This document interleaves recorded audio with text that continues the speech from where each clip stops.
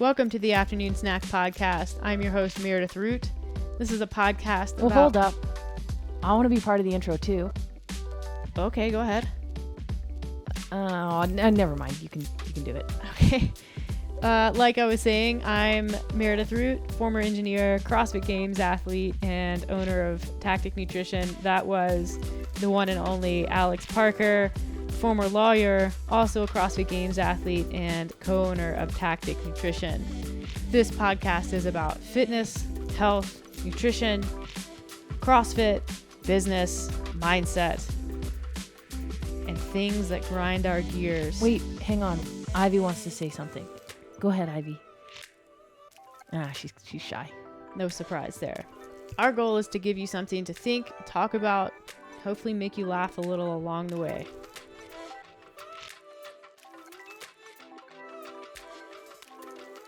Let's do this thing. What up, Alex? Not much. Yeah, you've completed for the day 34 kilometers of running and a PM workout. So that's pretty dang good. Yeah. I'm a little on the tired side and definitely on the hungry side. But not like Snickers bar commercial hungry, Not right? yet. But if I start getting grouchy, then we can just pull the plug on this. I think we should let people hear that. There's like definitely, there's another Alex Parker that you guys have no idea. It's the true Alex Parker. Yeah. This happy Alex Parker is just the cover up. It's always the fake hungry, always kind of angry. Yeah. So congrats on your half marathon. Thank you. You beat me. I now own the half marathon record for the Parker Root household. Stoked about that. You only beat me by 47 seconds. Your total time was 1:34:10. 09. 1:34:09. Yes.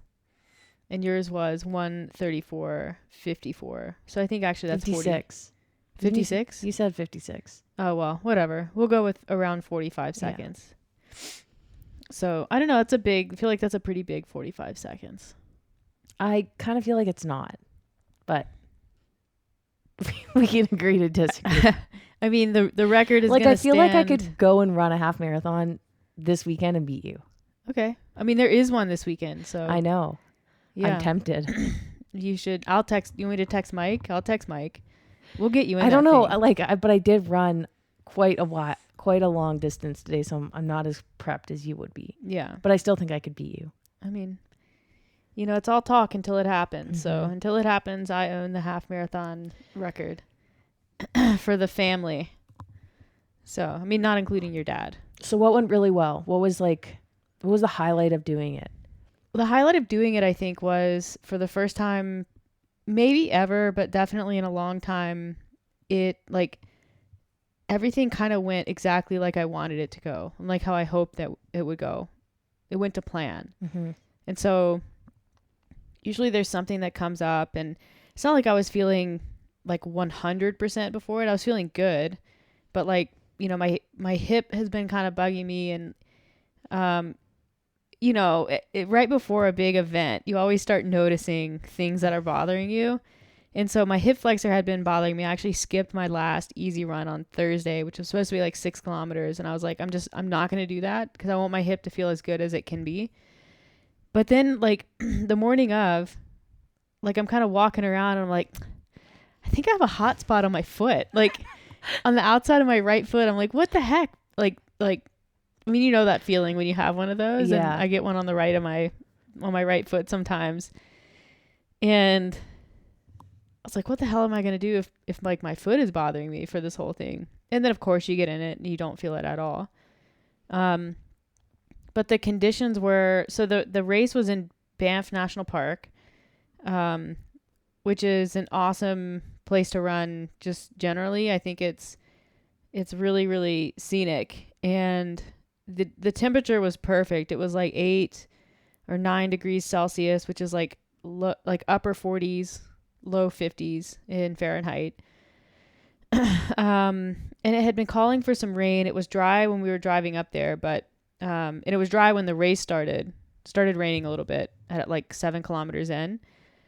But I don't really mind. I don't mind rain as long as the temperature is good. I'd rather if I had to choose between rain and like 8 or 9 degrees or dry and like 14, 15, I would choose the rain. Hmm. Yeah. The puddles don't bother you? And like wet shoes? I think it would bother me if I was running longer. Like if I was running a marathon, I think my opinion would be different.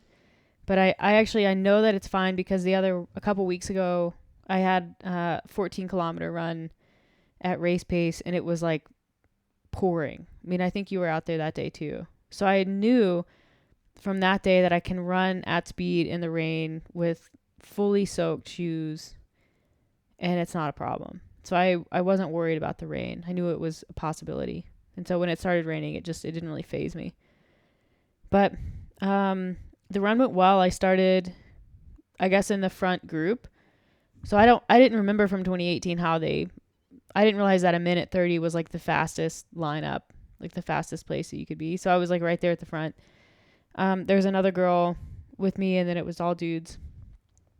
The first, typical, the first one, like first kilometer was really quick. It was like a 4:15 pace.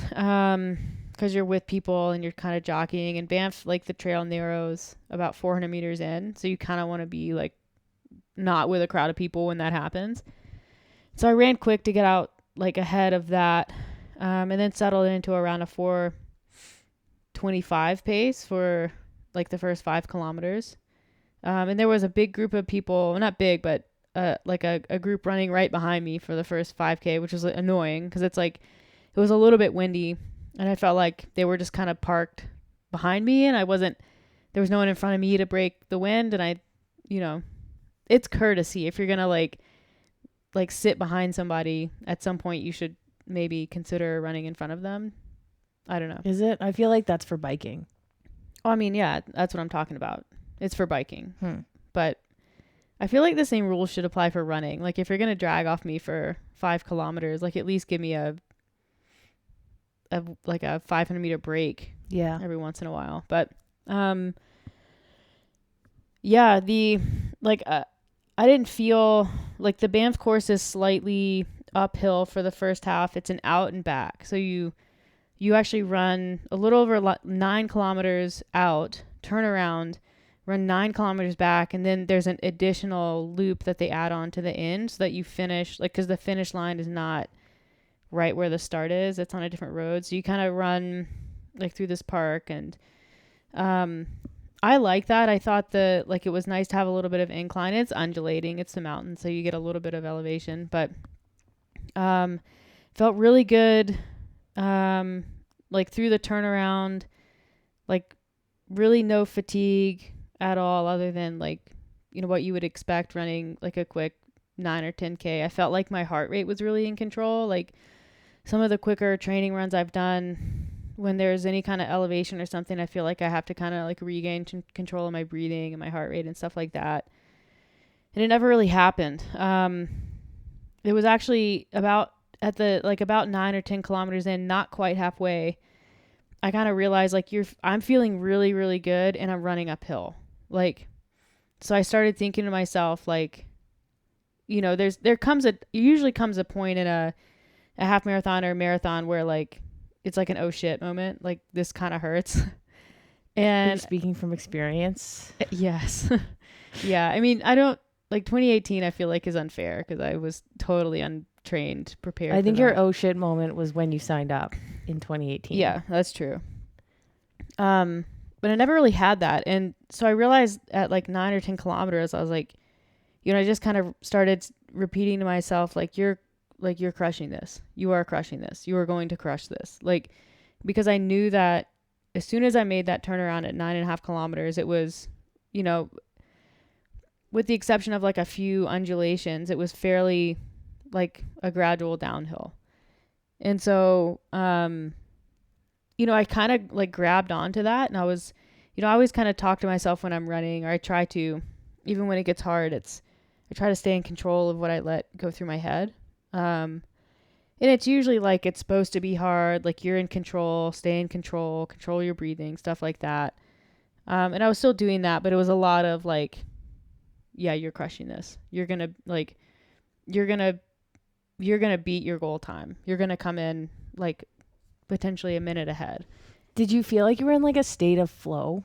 Yes. Because that's how like I feel when you have like I remember when I did it in 2018. I don't even remember it. Like I don't remember it ever really being hard. I just was so focused, and you just keep doing it, and you're like, you've got that confidence where you're just in that like almost meditative state. Yeah. But it's like a meditative focus state, intense state. Yeah, you're not like, I think the key to being in, you're like so tuned in that you're tuned out. Yeah, because you're like the thing with this being in a state of flow, and I know this because I've experienced it like a couple of times with CrossFit, not very many. You are like, you're tuned in with yourself, like you're very tuned into yourself, but you're not conscious of necessarily like what you're doing. Like it's not the doing, the task that you're super aware of. It's bigger than that. It's like it's a big picture thing. You know what I mean? Not really, but it's different for everybody. Well, I mean, you can't, if you become too aware of what you're doing, you start thinking about like your steps and your stride and like where your foot's landing. Like, and like what, like the specific things that hurt. Yeah. It's just kind of like everything is dull, but super focused. Yeah. But like everything is dull, so you can like hone in on like doing what you need to do. Right. And that's, I think one of the reasons why I really like this Banff course is that it seems to be, at least for me over the weekend, was the perfect environment to kind of like tune in but tune out, because there's a lot to look at. You're running through you're running through a national park. With the rain, it felt very like just earthy. You have the like mountain air, and like, you're up at, you're at elevation, but you don't really feel like you're at elevation. So I was definitely experiencing that kind of a flow state. I will say the flow state was brought to an abrupt halt. This is kind of funny. I was reading the course etiquette and race info a couple days before the race, and they're talking about all the stuff that, is normally in those things, course etiquette, how to pass, like things to do on the course, things not to do on the course. Like, you're in a national park, please don't throw your wrappers on the ground, that kind of stuff.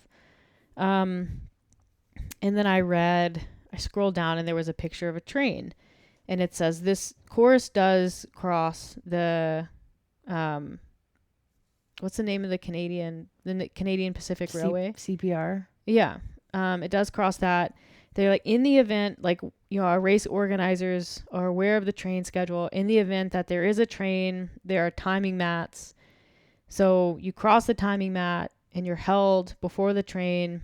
And then once the train is clear, you resume racing, and that period of time is subtracted from your chip time. It happens like automatically.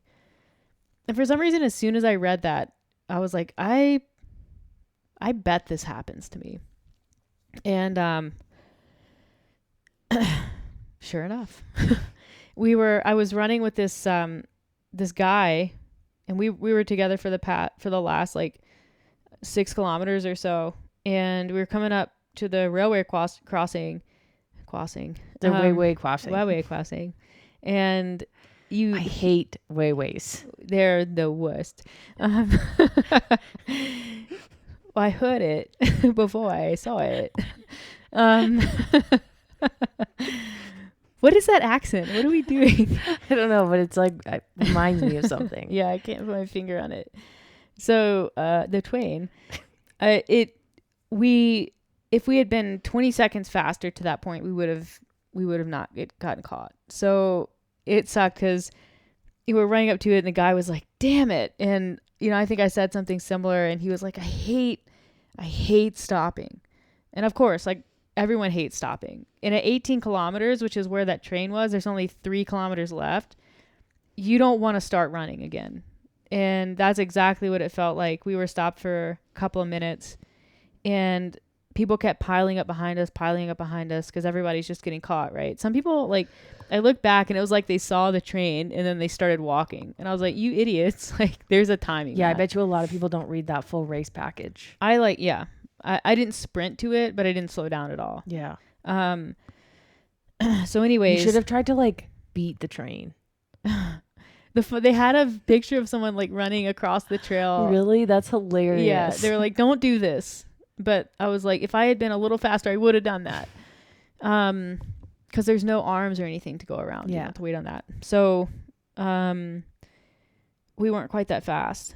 But anyways, all these people piled up behind us. And it's also where the trail narrows again. Mm-hmm. So as soon as the there train... weren't that many people. No, but there's like, a difference between... 10 people, 20 max? Probably, yeah, like 15 to 20. Okay, people are probably picturing like 100 people. Well, no, but there were only like 300 people in the half marathon. I think there was actually closer to 600. Oh, okay. We weren't sure. The announcers were saying stuff, but we weren't sure. Yeah, you can look. I think it was 600. Okay.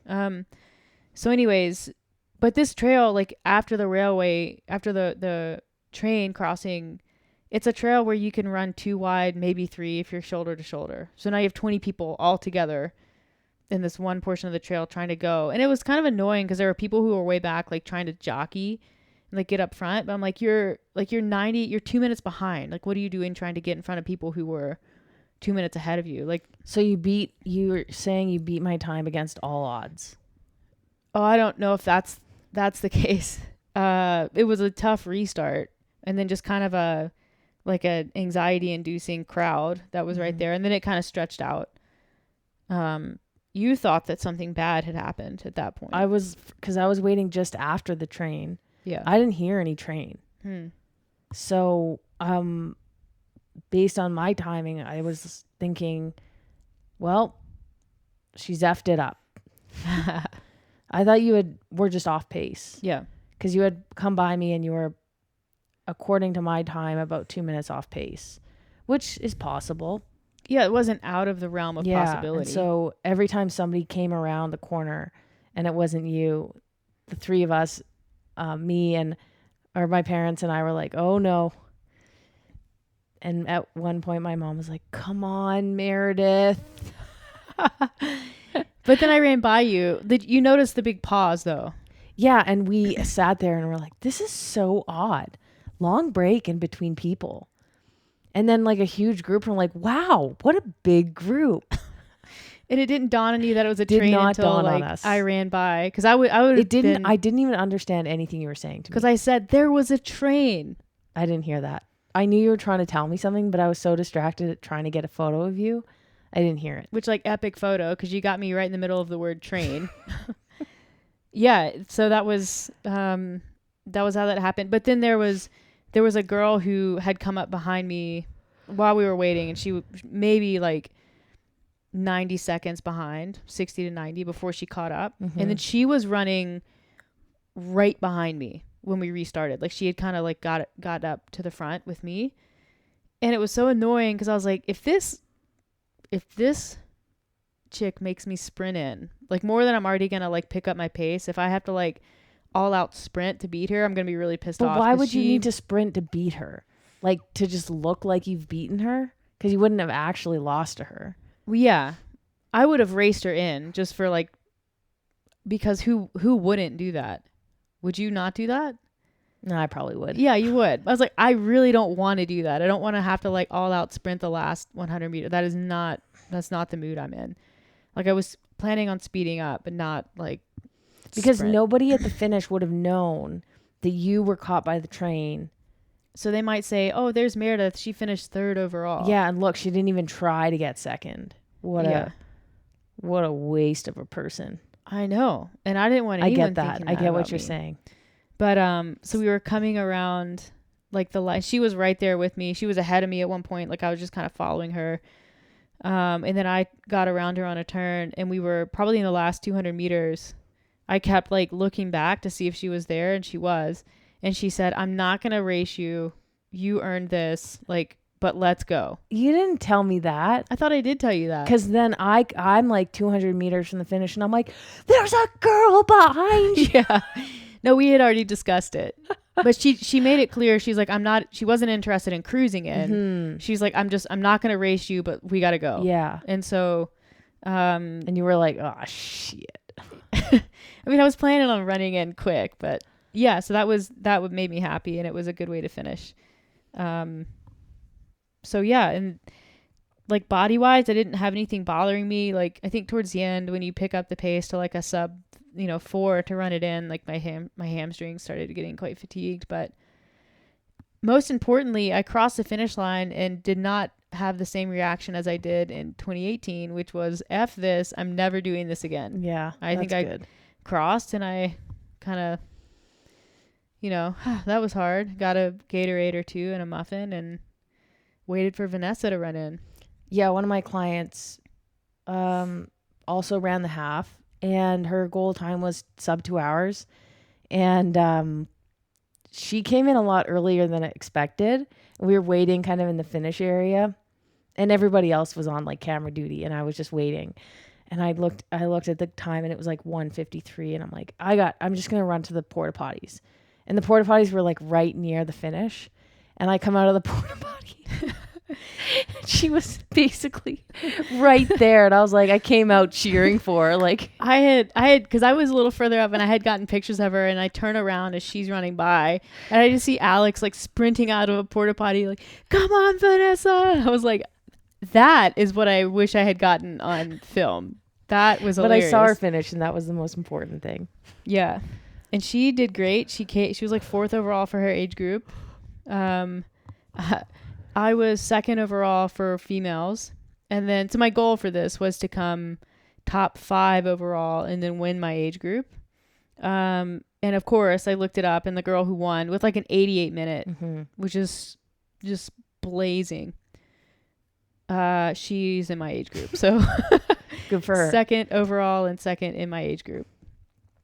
The best part about her is when she walked over to the start line, she looked like she had just like walked out of a coffee shop, like very unassuming, which I guess like a lot of runners are like that. Yeah. But you probably look unassuming for a runner too.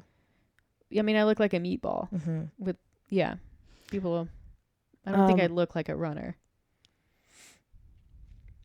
So the day before the marathon or the half marathon, I put up a story on Instagram, and it was a poll, and it was, will Meredith beat my PR time of like 1:34:50, whatever it was?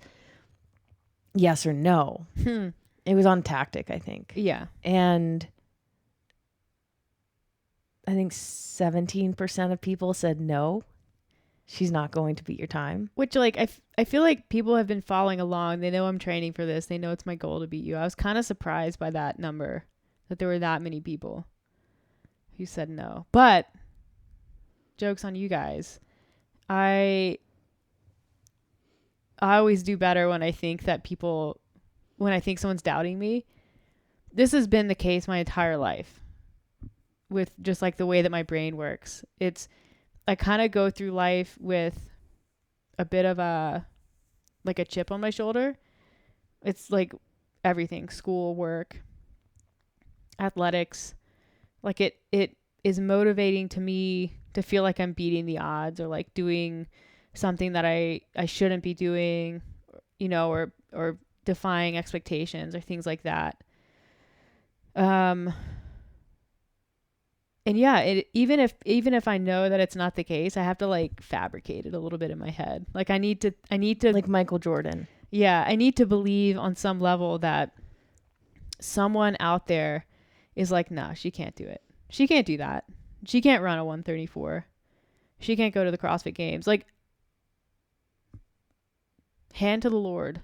I told myself in 2014, when I had absolutely no business thinking this, I'm going to go to the CrossFit Games. And like, I was not good in 2014.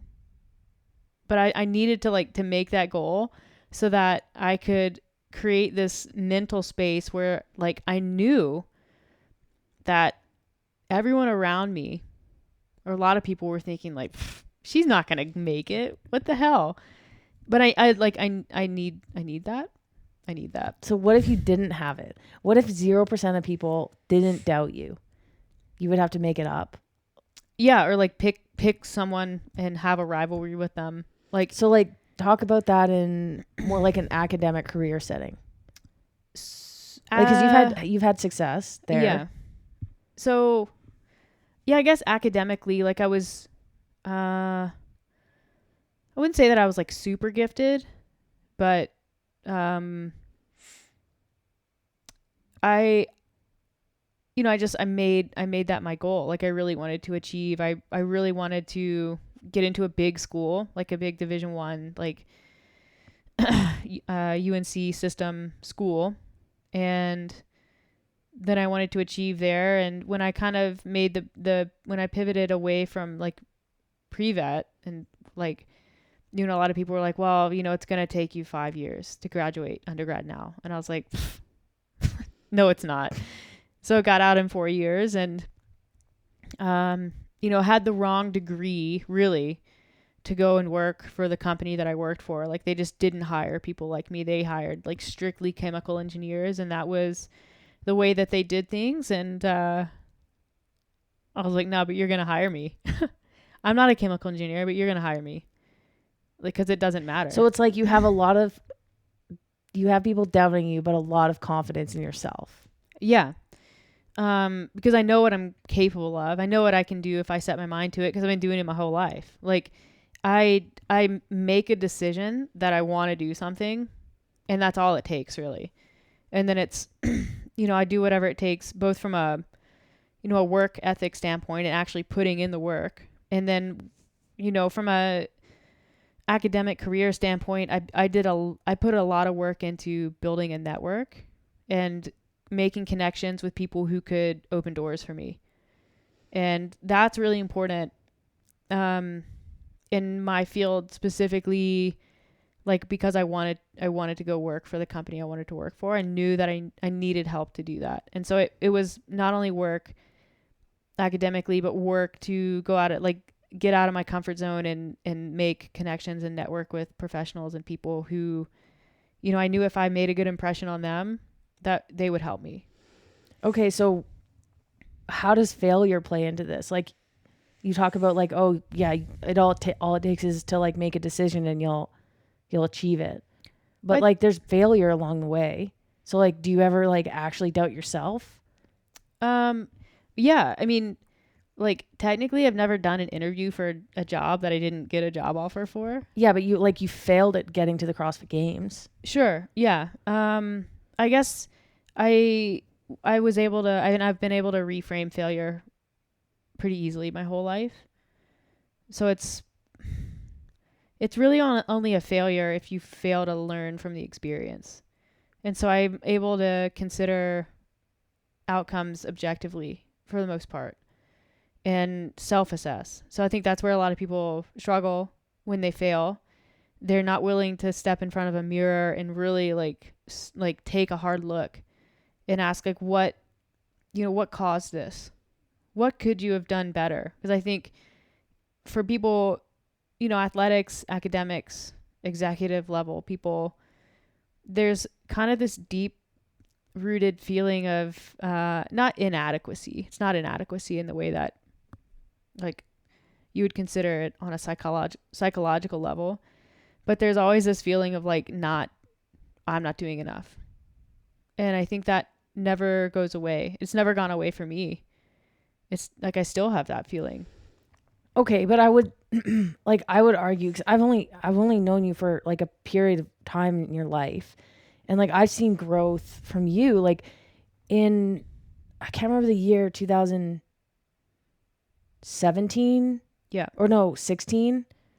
You talked about, I think you told me about your experience at that regionals and how you really let like the first, the second, the third event like really, really, really get to you, to the point where like it was really hard for you to turn that around. Like the fact that you didn't have success on event 1 impacted event 2. Like this is like, you haven't always been like, oh, I can objectify failure, I can learn from it. Like you've learned how to do that. Yeah. And I I even learned how to do it on that weekend because day Yeah. 3 came around and I was like, well, like, I got to let go of the outcome here. And day 3 ended up being phenomenal and I finished top 10. So yeah, I guess that's, pressure plays a role and expectation that you put on yourself plays a role. And I've certainly learned to be better.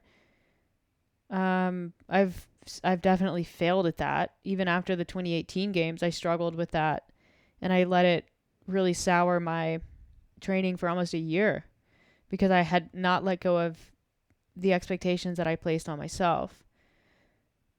But I think at my core, who I am as a person allows me to be successful despite having failure because I am capable of using failures to inform modifications in my approach moving forward.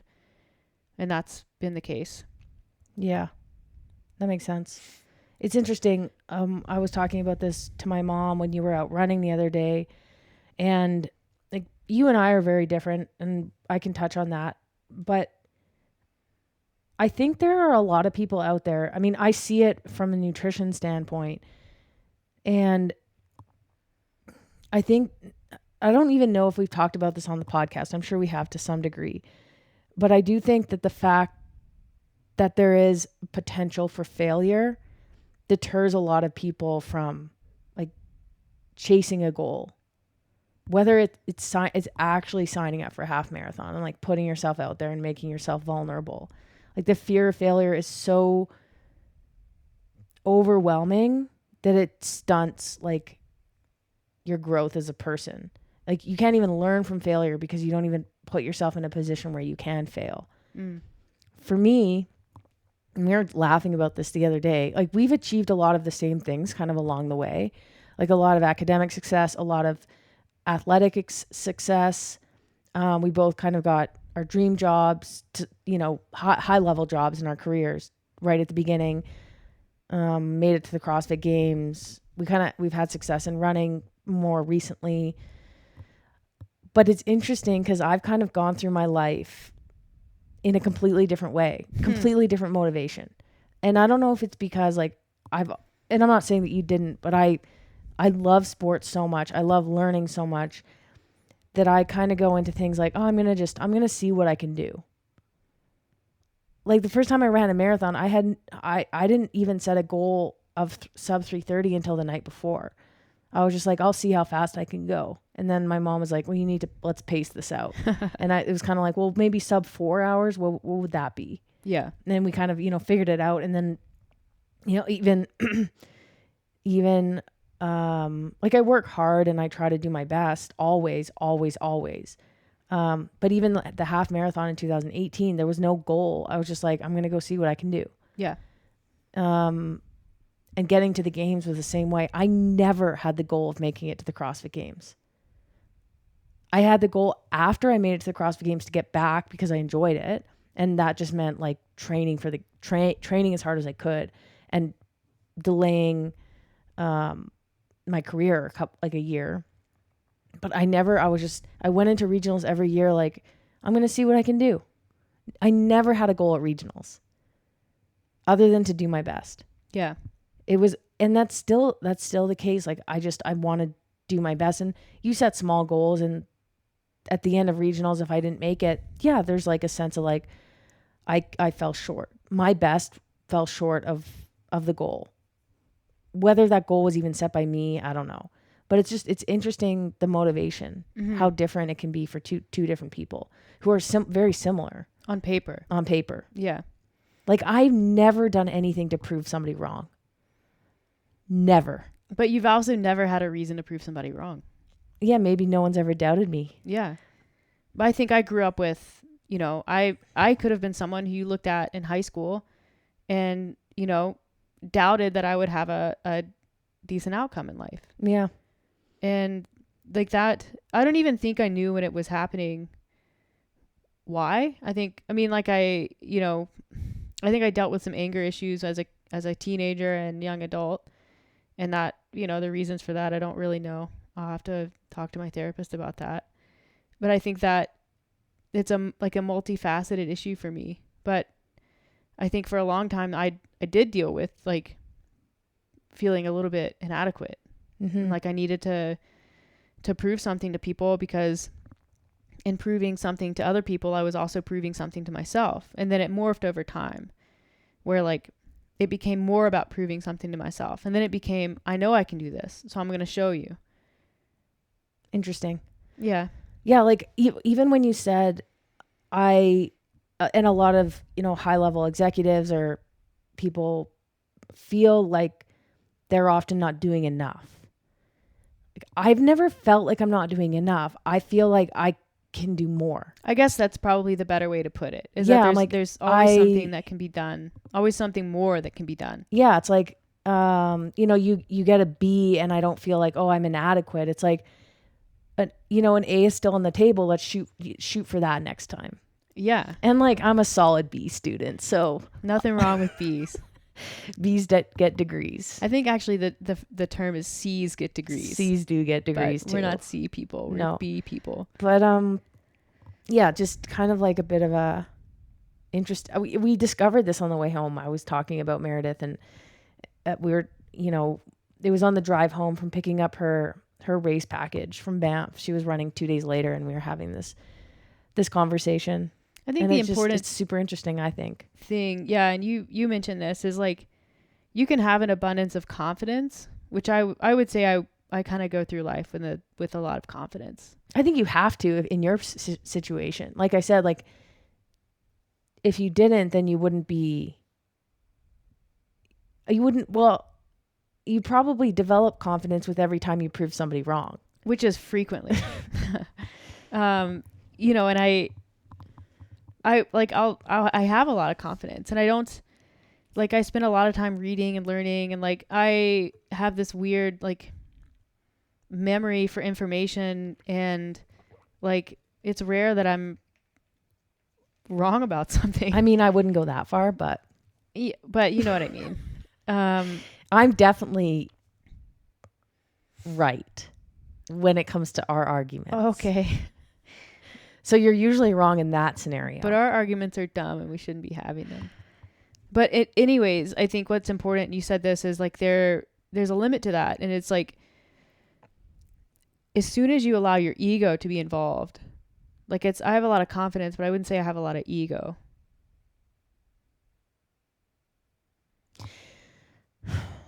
Yeah, there needs to be a balance. Like you need to be able to check yourself. Like before you have to hedge your bets. Yeah. In everything. Like I'm not going to be like, oh, I want to be a professional singer. Someone said I couldn't be a professional singer. Like, I'm going to see what I can do. And like, maybe I can get there. Yeah. Hell no. Cause I'm like, okay, I look at things and I'm like, there's no way. But that's not necessarily as far as like fear of failure. Yeah. It's like, different. It's hedging your bet. It's like, okay, do I want to invest my time in this? Do I want to take away from something that I actually have a better chance achieving? Yeah. And I'm not saying I'm sure there are people out there who are, maybe it's the ones who their parents tell them like, you can be anything you want, with enough hard work, you can achieve anything. My mom told me early on, like, that is bullshit. It truly is bullshit. Yeah. And I think she actually used the singing. Yeah. Like, no matter what you do. No matter what you do, you will never be a professional singer. And that hurt me. Was that your dream? I used to sing a really good Enrique Iglesias Hero in the car. Oh. I butchered that name, but Enrique. You do really bad with the Spanish I Rs. don't. I'm really, really bad at accents. Yeah. I'm not a language person either. Well, that's not an accent. That's a pronunciation. Fair enough. Yep. See, that's me being correct. But I guess the takeaway is like, yeah, I don't know what the takeaway is. There's kind of a lot of. What's interesting, I think, to juxtapose the way that people are, to talk about the executives and people who are very, very highly successful. And there's kind of this commonality of there's more that can be done. I should be doing more. And that's a theme. That's common. You're that way. I'm that way. Probably every like Silicon Valley executive is that way. I like how you're comparing us to Silicon Valley executives. I realized when I said that I should not have made hey, that I'll leap, take it. but you know what I mean. Yeah. You never know. Tactic could make it big. Yeah. I don't know how we get to Silicon Valley, but we'll explore that. You know, and then there's a population of people who believe deeply that they are doing enough, and you're like, no, you should be doing more, from an outsider's perspective, based on the goals that they have set out for themselves. Mm-hmm. And it's interesting to see how that plays out for people and the different attitudes. And like, you know, we talk to tons and tons of people online, you know, via text message, and it's interesting to see the patterns develop. And you know, we have a lot of experience, and both of us coached CrossFit a fair amount, especially you. And you can, it's really anything in life. And we've been in school with people. I mean, from elementary school to law school, there are people where you're looking at them and they're like, you know, they finish studying and they're like, I studied a lot. And then they get, you know, they're like a C student. Yeah. And they're fine with that. And that's like, oh, I can't study anymore. Like I can't do like, but then you have somebody who gets A's and they're like, oh, I only got an A. I need to get an A+, or I still got one question wrong. I should have studied more. Yeah. It's weird. It's like the people who do the most are the ones who feel like they need to do more. Yeah. And it's the same in nutrition.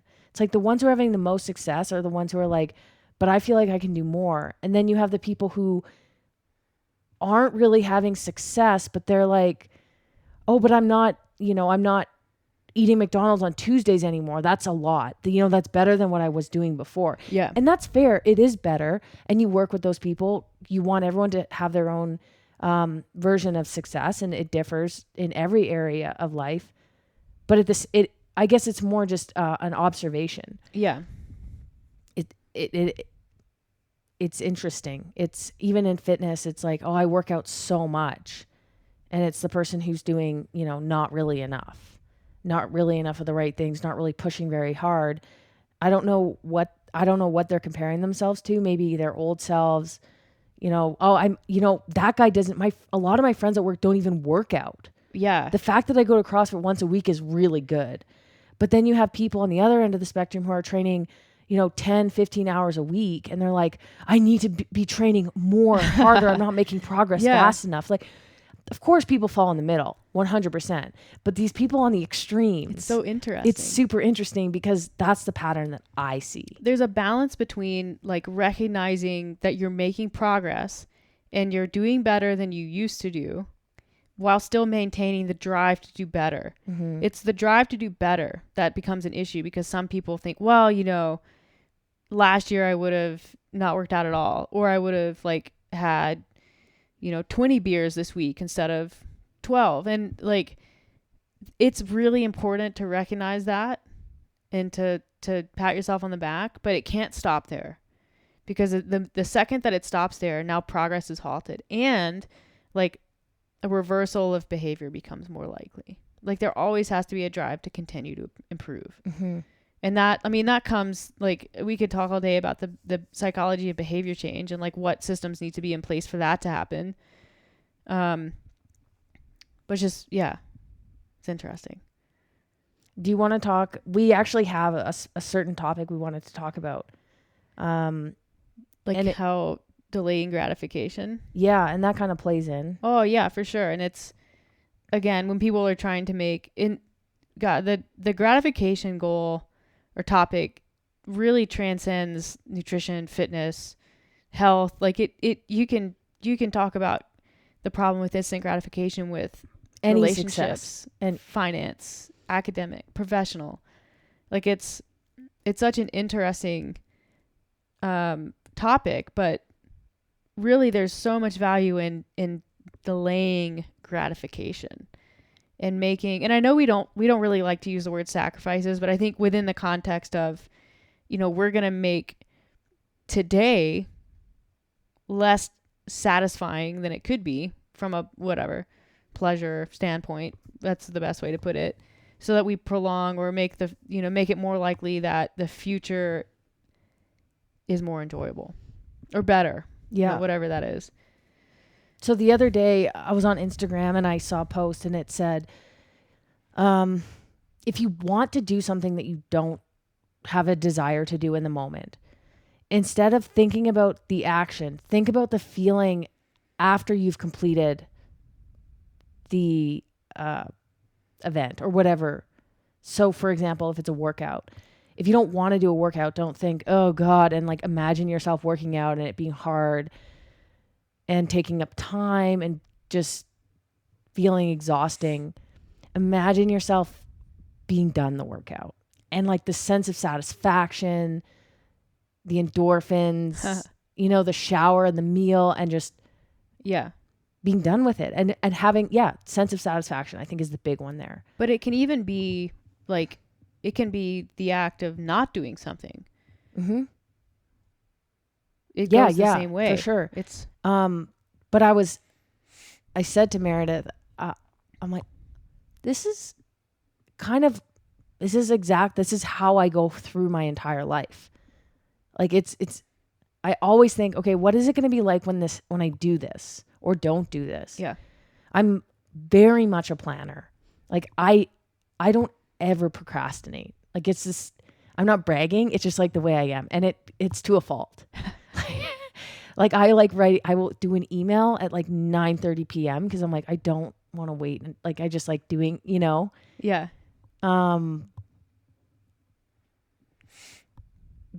But it made me think back to when I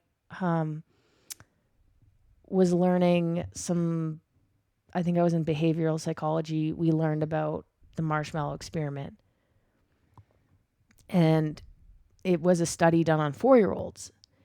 And it's it's so interesting because it's so relevant in, like you said, every single aspect of life, more notably in nutrition and fitness, because that's,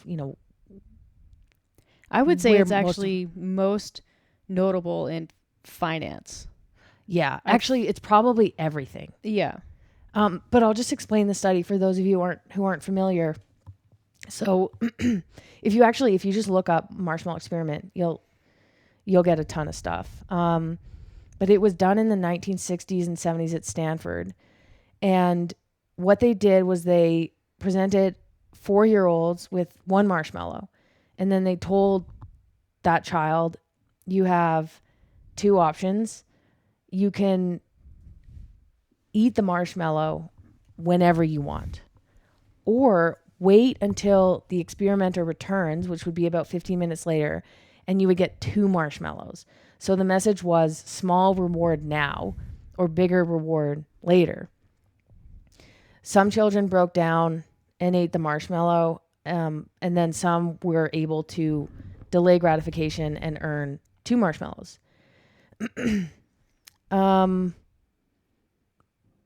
The most interesting result of that study, and that was determined much later, these children who were tested were reevaluated as teenagers and adults, and the ones who were able to delay gratification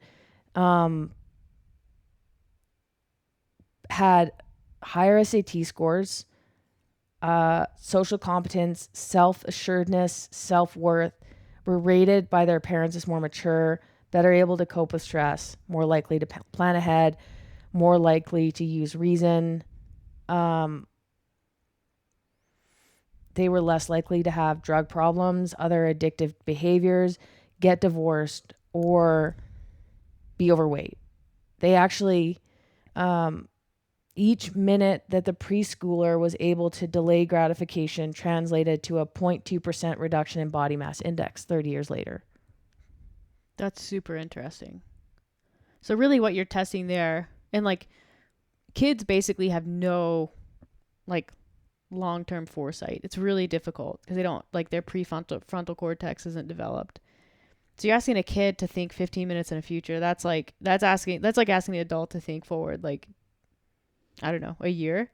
Yeah, and like if you look at the details of the study and you do a little bit more research, and there have been studies since. This is obviously a very longitudinal study, but they look at the details of things like, did the child trust the experimenter, and like all of these things. Of course, like science is always trying to debunk itself, I guess, as it should. And so it's not the most tight study. It's got its limitations, and so it's worth pointing that out. But for like, this is a very, very, very famous study. Yeah, and the results are pretty striking. Yeah. So really, they're able to predict early in childhood, like essentially impulse control, and how that like plays out. I was joking. I said if I was a child, a 4-year-old in the study, I probably would never have eaten a marshmallow ever again. Yeah, you'd just be hoarding marshmallows. You'd be a 32-year-old with like bags and bags of marshmallows. It's incredible. Yeah, I guess so. One of the major predictors in our society, anyways, of success, the number one is IQ. It's intelligence, and then number 2 is trait consciousness. And so, trait consciousness is, I guess, like a person's tendency to like be responsible, organized, hardworking, goal directed, adhere to societal norms. So it's basically, if you have that trait, if you have those traits innate to your being, it makes going through life way easier because you really don't have to work hard to develop those as hard. I mean, it probably does matter to an extent, what type of family you're raised in, like schooling, all of this stuff. It matters. 100%. Yeah. But, at 4 years old, that's pretty compelling. And I think, when we think about how this is playing out now in society, like, you have an instant gratification device in your hand almost at all times. And so I guess, researchers are starting to, social psychologists are starting to look into the impact of Instagram and Twitter and all this instant feedback stuff. What impact does that have on our society today? And so, I guess there's some research that says creative thinking doesn't start until 15 minutes of like boredom or, lack of exposure to a stimulus. So you can, like, how many people go 15 minutes without looking at their phone, computer, TV? Not that many.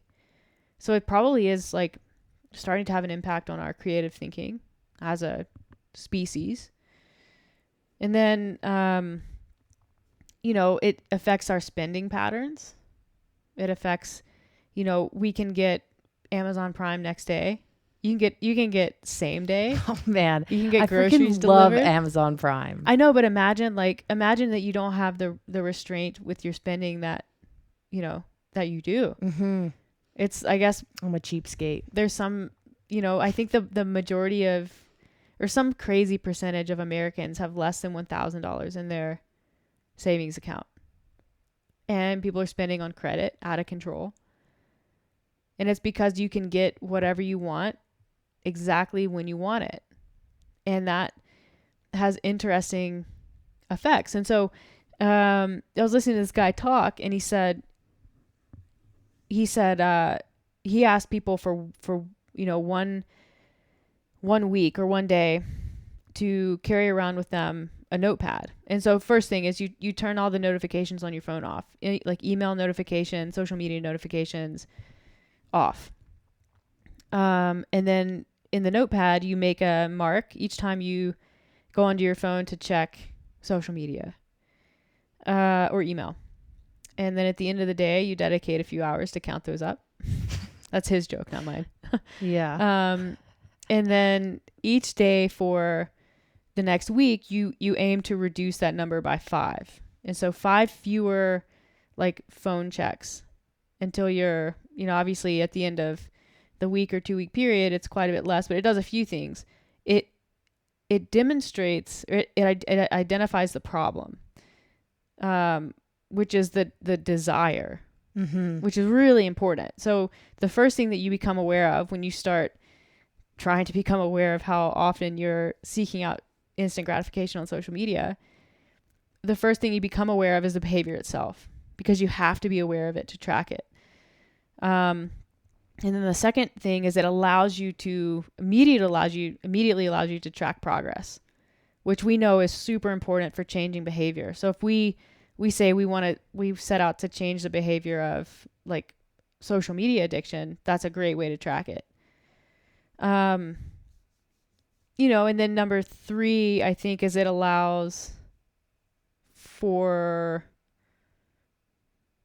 long-term, like you can look at progress over the long term. Like imagine you go on your phone. I don't even know. If I had to ballpark what a normal number is, I have no idea. A couple hundred times a day. Like, what do you think it is? I imagine the number is just, it's way it's higher. Got to be just so surprisingly high. But imagine I don't you even could want to take guess that, because it would just be so pathetic. let's just call it 100. I would say it's like 1,000. Yeah. But imagine you can You take think about that. how many minutes are in the day. But how many minutes It depends are going on your to job that? too. Yeah. Yeah.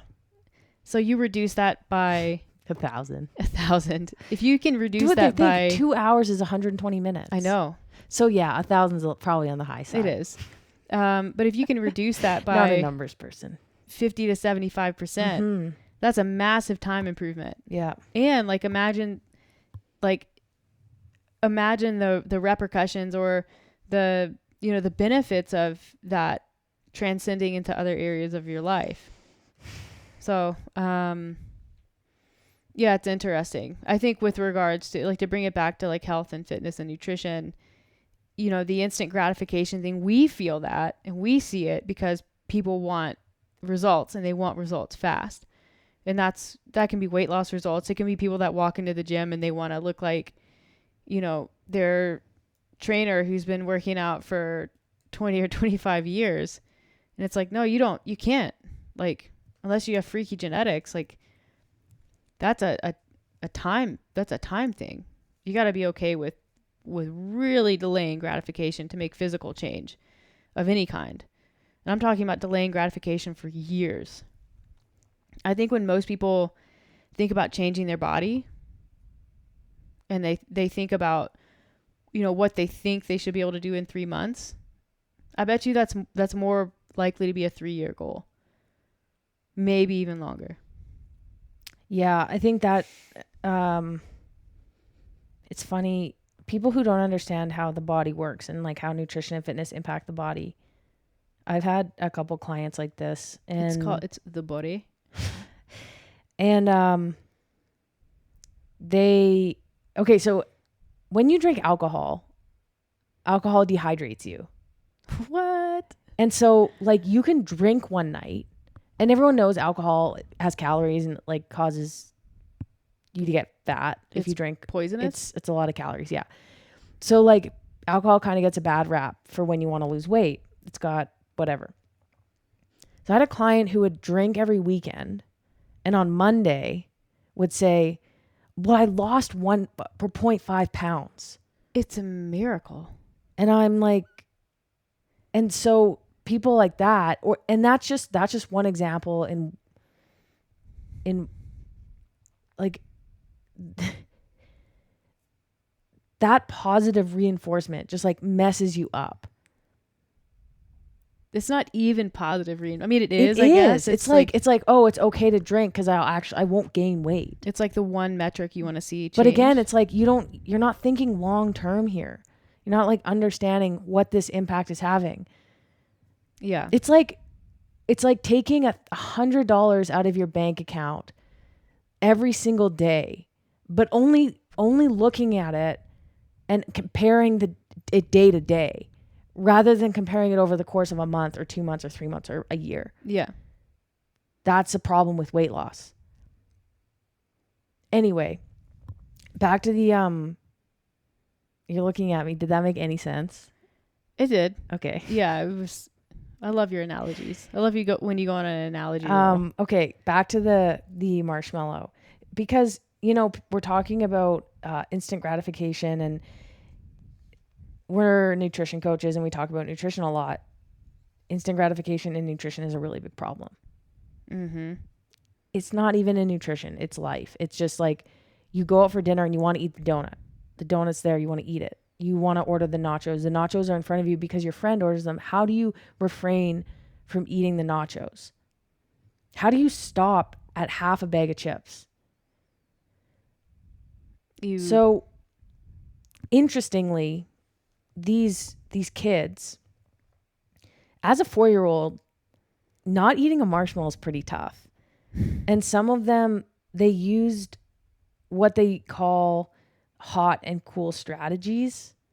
So a cool strategy, in terms of this example, would be directing an attention to a symbol of the reward and focusing on like the abstract, or distracting yourself. So the kids who delayed gratification, they would like hide under the table. They would cover their eyes. They would sing. They would imagine the marshmallow as a different food that they didn't like. 4-year-olds were doing this. And to be clear, all of these things are acceptable as adults when you're in. Totally. Or so, for example, they would imagine the marshmallow as a cotton ball. So cotton ball isn't appetizing at all. No. Hot strategy would be imagining the taste or the smell, or even the sound of biting into a marshmallow. And that is actually a pretty great strategy for adults. Yeah. The using your imagination. Like, I don't think, and I'm guilty of this, like I went a really long time without really enjoying food because I was so focused on sports and things like that, and like performance, especially when I first started CrossFit. I was kind of on the other end of the spectrum. And so like you don't always want to be imagining food that you enjoy as a cotton ball or these like objects that aren't food. You should definitely find the middle ground and be able to enjoy food. But you need to be able to look down the line. How are you going to feel tomorrow if I eat this food? And how do I prevent myself from eating it if I decide I don't want to eat it? Yep. And this is a good strategy. It's like use a cool strategy. Yeah, I think in moments. I think, like you said, if that kind of thing becomes chronic and dominating, like now we're dealing with some disordered patterns. Mm-hmm. But I think when you're trying to develop new behavior and you can't control social situations to a point where those can be like eliminated, or you can, not go to things, and you're going to have to be around food that you don't want to eat because those foods don't align with your goals that you have right now, then using those strategies is 100% appropriate. And it serves the greater goal of, kind of that. And I know we've talked about this before with like the pleasure trap. You need to have a period of kind of like almost sensory deprivation. Yeah. Time away from those foods. Yeah. So that you can your pleasure centers and your brain kind of recalibrates to what's normal instead of what's, hyper palatable. Yeah. And in this case, you're actually using two different